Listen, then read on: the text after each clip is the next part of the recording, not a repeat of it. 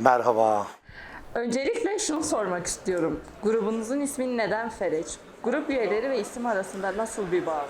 Fereç aslında bir iş arkadaşımızın önerisiyle ismi aldık.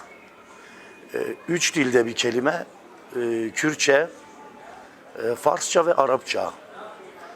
Kürtçe'de sabah yıldızı anlamına geliyor. Arapça'da doğa anlamına geliyor. En çok bizi ilişkilendiren tarafı bu aslında. Farsça'da acılardan kurtulmak, acıları dindirmek anlamına geliyor. Ve Seyda Ettirej'in şiirinden esinlenerek Şivan Perver'in de okuduğu Dilşat, Bilbile Dilşat şarkısında da bu geçiyor. Ve orada çok güzel bir kelime var, bir cümle var. Nişanası be o fereca khair ne dure çicara. Peki neden metal müzik? Bu ilgi nereden başlıyor? Şöyle bir şey, yani neden metal müzik diye bir şey yok aslında. Bu bir yaşama biçimidir. Bu bir duygudur, histir. Bu yüzden kısa ve öz olarak bunu söylemek istiyorum. Fereç biliyorsunuz Hakkari'de yaşıyordu. Bu yüzden yani kent, toplum bir çığlık noktasına geldi artık. Yani öyle bir gerilme oldu. Fereç de bunun çığlığı oldu. Yani ağıt değil de çığlık atma cevabı oldu artık. Hani öyle bir duruma geldik. Elbette Kumavetanlar, ondan sonra o dönemler Komarevşen, Siyah Şeviler falan vardı.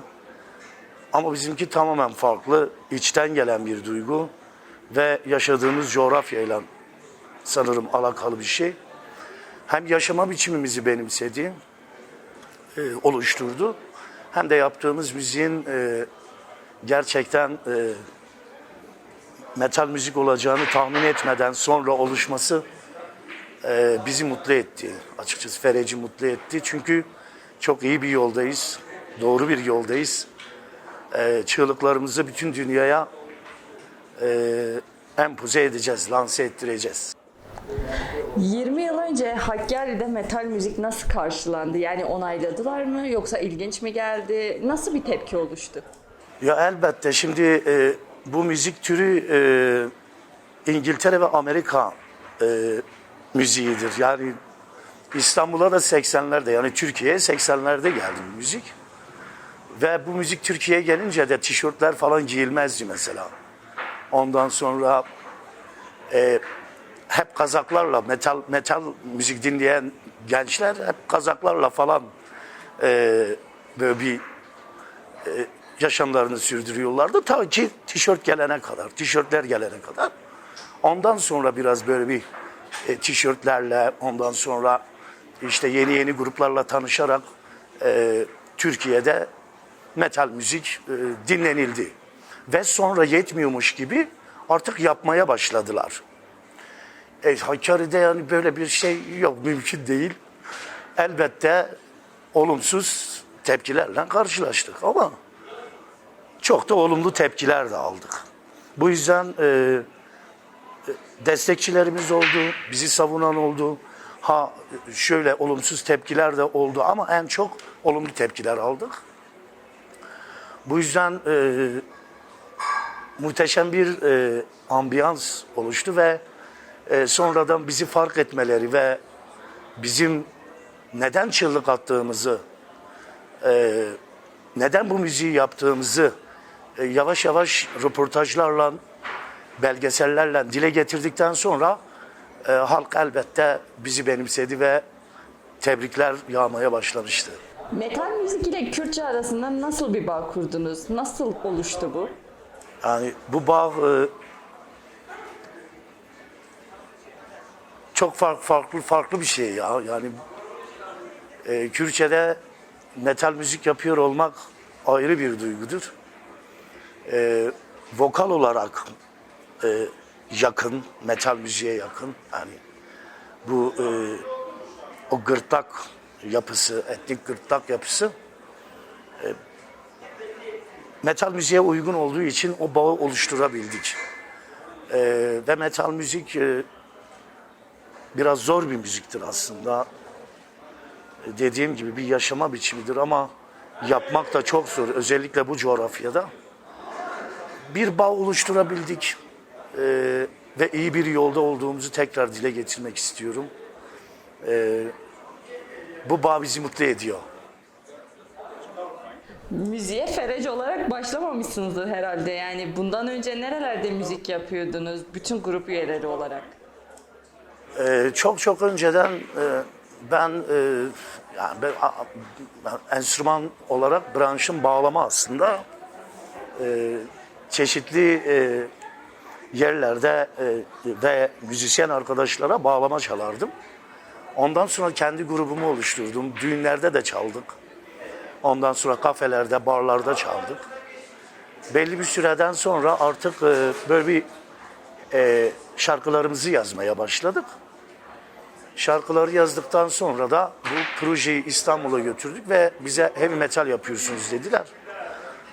Biz de öyle devam ettik ve heavy metal'ın altyapısını öğrenmeye çalıştık. Orada mı size heavy metal müzik yaptığınızı söylediler? Aynen, aynen. Çünkü yazdıklarımız meğersem heavy metalmiş. Bu yüzden Fereç evet birçok yerde çaldı. Yani düğünlerde, kafelerde, barlarda falan çaldı. Ama projelerini de gerçekleştirdi. Kürtçe'de herhangi bir müzik türünde ilk olmak nasıl bir duygu? Yani artı ve eksi yönleri neler oldu? Aslında biz metal müzikte bir ilk değiliz. Bunu herkes biliyor zaten. Kürtçe heavy metalda bir ilkiz.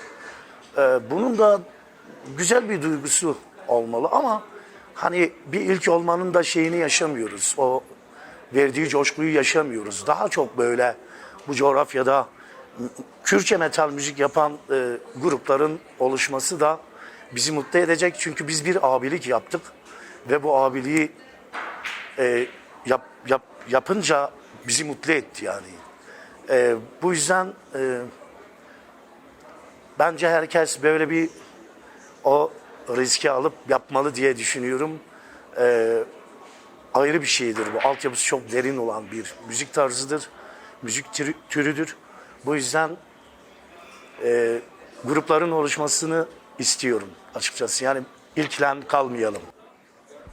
Kendi bestelerinizi çoğunlukla kendiniz yapıyorsunuz. Bu nasıl bir oluşum sürecinden geçiyor? Böyle hikayesini bizimle paylaşabileceğiniz bir besteniz var mı? Elbette şimdi şöyle hani ben eğer bir grupsan ve metal müzik yapıyorsan kendi şarkılarını kendin yapmalısın. Şöyle bir şey diyeyim, savaştan barışa, aşktan doğaya, aklına bile gelebilecek ne varsa konu alabiliyorsun. Şimdi Ferec'in birinci albümünden, Helikopter albümünden hemen hemen bütün şarkıları biz yazdık. Bir tek Heavenly cover'ımız vardı. Onu da bazı nedenlerden dolayı albüme almadık. Hatun diye bir şarkımız var mesela. Hatun kadının güzelliğini, ondan sonra işte kadının o narinliğini dile getiren bir şarkı. Çin'e göçlerden esinlenerek yazılmış bir şarkı. Ve Çin'e'nin nakaratında şunu diyor. Ek ki yeşersin, öğren ki yücelsin. Bu göçlerle alakalı bir şey. Maf yine keza muhteşem içeriği güzel bir şarkı. Hak alınır satılmaz. Yan özgürlük, yan ölüm diye geçiyor. Hikayeleri çok. Helikopter zaten hepimiz biliyoruz. Hikayesi biraz derindir. Altyapısı çok farklıdır. Biraz hem çocukluğumuzu anlatır hem de 12 Eylül darbesini anlatan bir şarkıdır. Hikayeler güzel yani. Her şarkının güzel bir hikayesi var. Hakkari'den Van'a geçiş nasıl bir süreçti? Yani Fereç tam olarak Hakkari'de oturmuş muydu yoksa Van'ın kendinizi ifade etmenizde bir katkısı oldu mu? Şöyle aslında yani Fereç'ten bir tek ben Van'a yerleştim. Bunun da acı bir durumu var. Yani gelmek istemiyordum açıkçası. Hiçbir yere gitmek istemiyordum. Hakkari'de kalıp Hakkari'de bu müziği yapmak istiyordum aslında ama müzik yapma alanım daraldığı için, yani bir müzik yapacak bir yerim olmadığı için kendimi Van'a attım. Ve Van'da ya tabii ki oturmuştu. Fereç Hakkari'de grubu tamamen oturtmuştu ve Hakkari'den birçok festivale katıldı, birçok konsere gidip geldi. Tamamen oturtmuştu. Yalnız dediğim gibi yani müzik yapma alanım olmadığı için kendimi Van'a attım. Çünkü ben canlı performans yapmadan duramıyorum. Bu bir hissiyattır. Ben her gece sahnelerdeyim mesela. Bu beni mutlu ediyor. Bu yüzden Fereç'ten arkadaşlarımız, yani Fereç'in üyeleri Hakkari'de kaldı. Ben kendimi Van'a attım ve yaklaşık bir 13-14 yıldır Van'da yaşıyorum. Çok da mutluyum. Van'ı da çok seviyorum. Buradan gitmeyi de düşünmüyorum. Şu an öyle bir planım yok. Öyle bir isteğim de yok. Elbette ben çok şey kattım.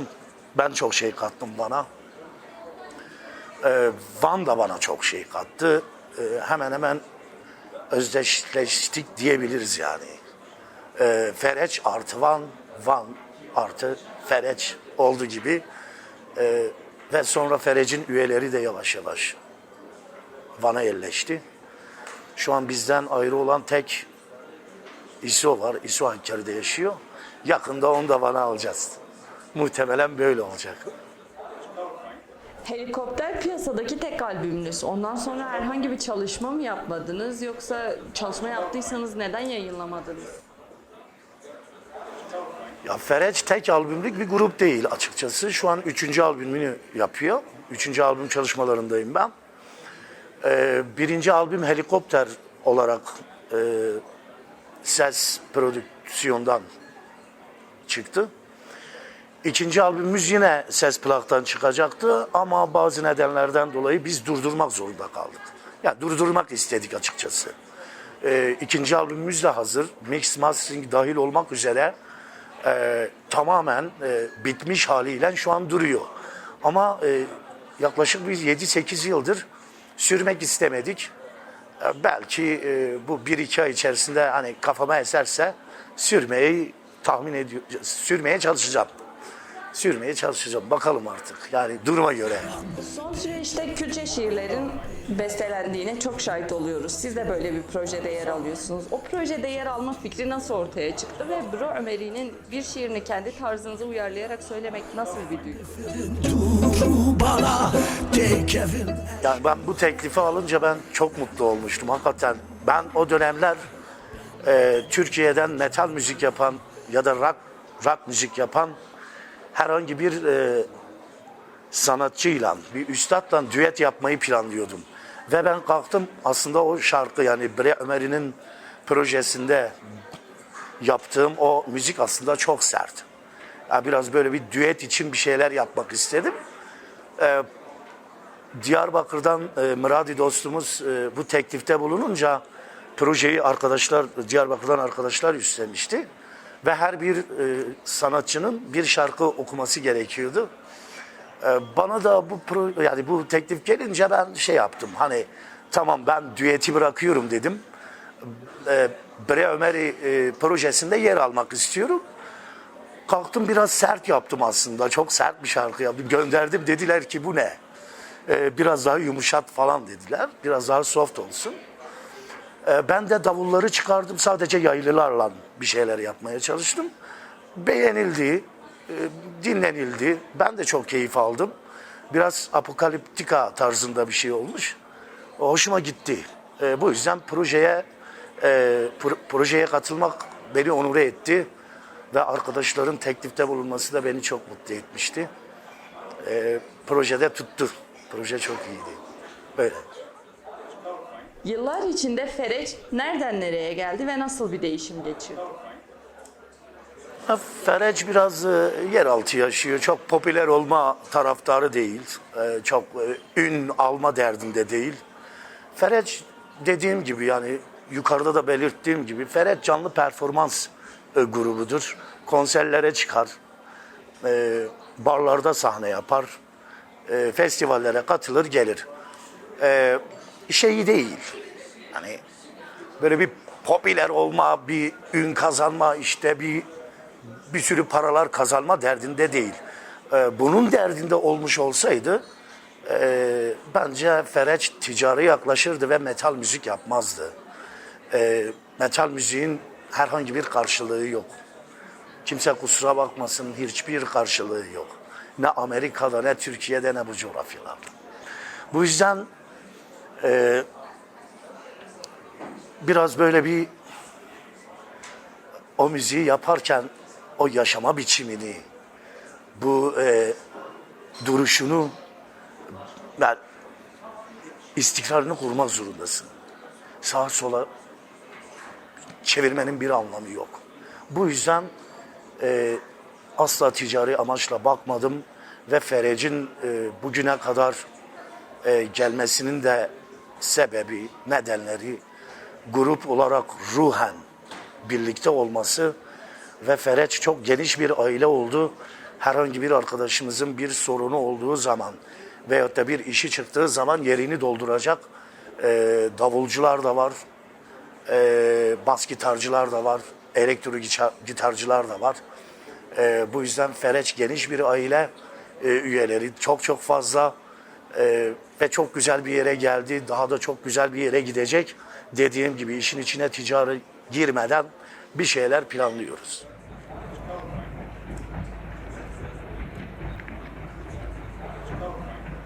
Ya metal müzik geleceği parlak. Geleceği parlak çünkü yani her tür müziğin, yani bütün türlerin geleceği parlak. Parlak demeyelim de geleceği bitmez. Çünkü hani her şey değişebiliyor. İnsan da değişebiliyor. Biliyorsunuz ki taş plaklar vardı bir zamanlar ama şimdi teknoloji o kadar gelişmiş ki fırlıyor. Bu yüzden bence her tür müziğin, halk müziği olsun, blues olsun, caz olsun, arabesk olsun, yani bütün türleri ele alabiliriz. Geleceği muhtemelen vardır ve bitmez. Ama yenilikler olabiliyor. Dediğim gibi hani teknolojinin gelişmesiyle yenilikler doğabilir. Bu yüzden ben şunu diyorum, gelecekte dünyanın iki tür müziği, metal müzik ve elektronik müzik, bu iki tür uçacak, tavan yapacak. Çok keyifli bir sohbetti. Teşekkür ederim katılımın için. Bizi onur ettiniz. Çok teşekkür ederim. Çok sağ olun. Hatıkamına min ولا من حاسكر شعب هسير بو جمن كازكر او دل من تان شما برينكر لشفات تاريخ لجمن داكر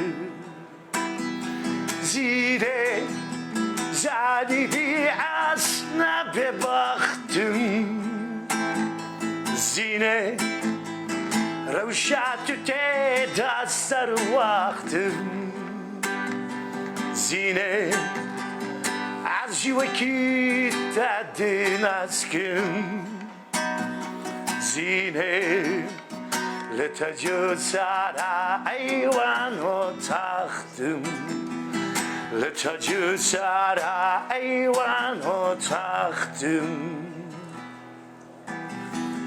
para para pam para pa pam para pa pa pa pam para pa pa pam para pa pa pam para pa pa pa pam para pa pa pa pam para pa pa pam أقول لكم من عبدا بوبيجن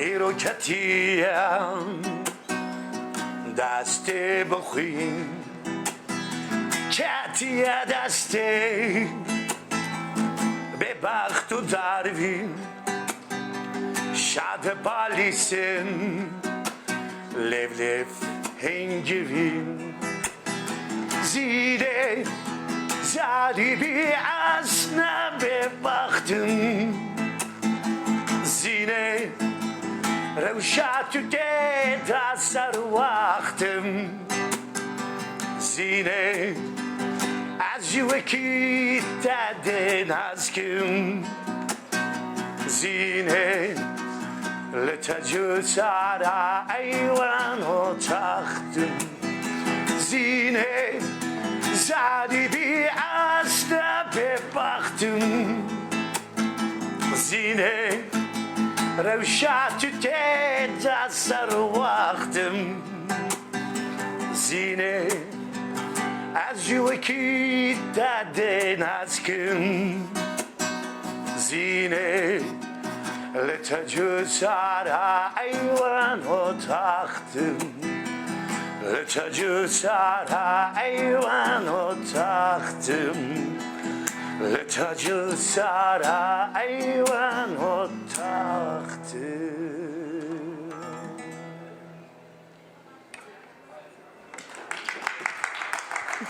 Sivas